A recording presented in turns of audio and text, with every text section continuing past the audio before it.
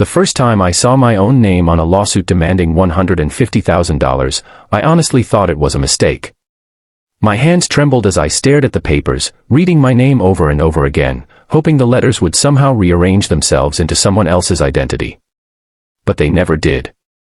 According to every document in front of me, I was the one who had borrowed the money, signed the contracts, and disappeared without paying a single dollar back. The worst part wasn't discovering that someone had stolen my identity. It was learning that the person responsible was my own brother, and my parents already knew. Before we continue, if you believe kindness should never be mistaken for weakness and that everyone deserves honesty and a second chance, please take a moment to like this video, leave a comment, share it with someone you care about, and subscribe to the channel. Your support helps us bring more powerful stories like this to life. Growing up, everyone called my older brother Daniel the golden child. He was charming, fearless, and somehow always escaped the consequences of his actions. If he failed an exam, our parents blamed the teachers. If he crashed the family car, they blamed the weather. If money disappeared from the house, they insisted someone else must have taken it. I was the quiet one, the responsible daughter who worked after school, earned scholarships, and believed that honesty would always be rewarded. Looking back now, I realize I confused responsibility with love.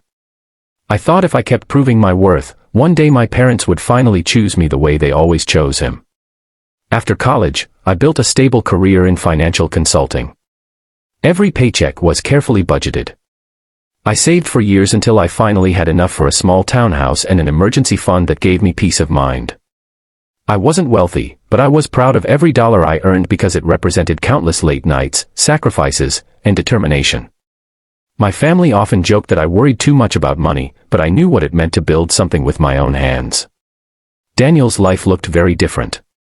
He chased expensive hobbies, drove luxury cars he couldn't afford, and constantly promised everyone that his next business venture would make him rich. Every failure was followed by another excuse and another loan. Whenever creditors called, my parents quietly paid part of the debt and insisted he was simply misunderstood. They never realized they weren't helping him. They were teaching him that someone else would always clean up his mess. Everything collapsed on an ordinary Tuesday morning when my bank froze all of my accounts. At first, I assumed it was a technical problem. Then I received legal documents explaining that I had defaulted on a business loan worth $150,000. My credit score had been destroyed overnight. Every signature on the paperwork matched my name perfectly. Copies of my driver's license and personal information were attached to the application. Someone had planned this carefully. The investigation uncovered the truth faster than I expected.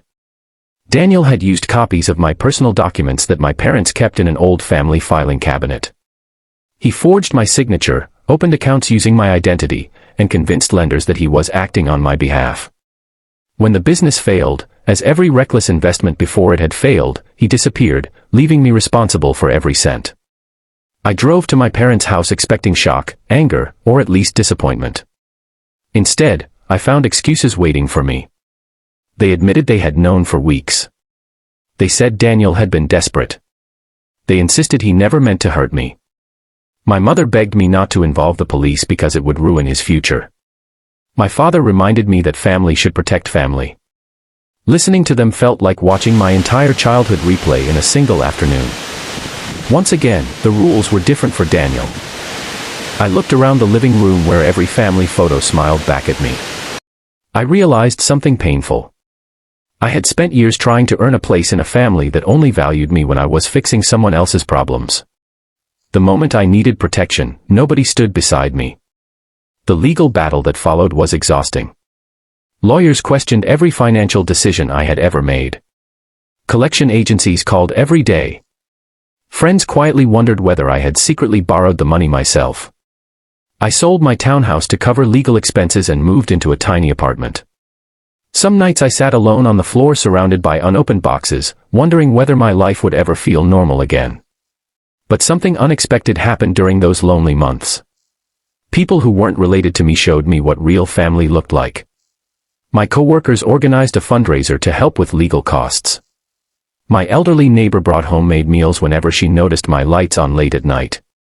My manager refused to fire me after learning I was the victim instead of the criminal. Their compassion reminded me that blood doesn't automatically create loyalty. Sometimes strangers become the people who save your life. Eventually, forensic investigators proved the signatures had been forged. Digital records connected Daniel to every fraudulent transaction. The court cleared my name completely, and the lenders withdrew their claims against me.